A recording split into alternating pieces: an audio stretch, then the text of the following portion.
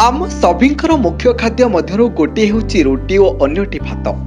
तेबे दर्शक बंधु किछि सरल उपाय रहिछि जाहाकु आपणेबा द्वारा खाद्य अधिक स्वादिष्ट होइताय।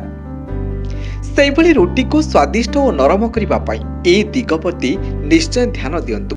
रुटी प्रस्तुत करिबा कोनोसी कठिन कार्य नुहे, मात्र यह किपरि अधिक नरम और संपूर्ण भुलिबा पई बहुत लोके याकु 30 मिनिट पाखापाखि चकटा प्रस्तुत करती।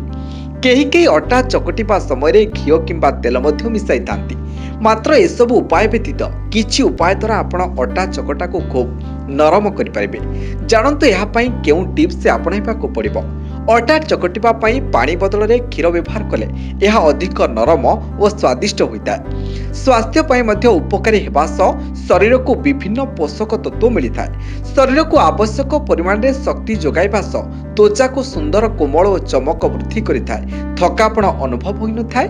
अधिक समय पर्यंत पेट भर्ती होई रहिथाय।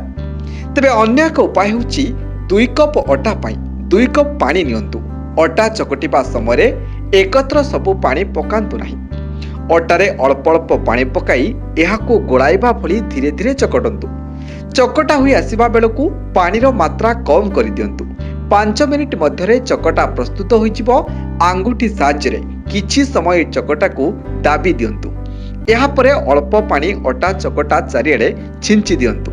एई चकटा अटा परे आउ एक थाली घोड़ाई 5 मिनिट पर्यंत रखि दियंतु। एबे पुणी अटा को आउथरे भल भाबे चकटी दियंतु। एहीपरि भाबे अटा चकटा प्रस्तुत कले रुटी खूब नरम और स्वादिष्ट होइताय, जहा खाइबा पई खूब भल लागे। Bureau report, day to day Odisha.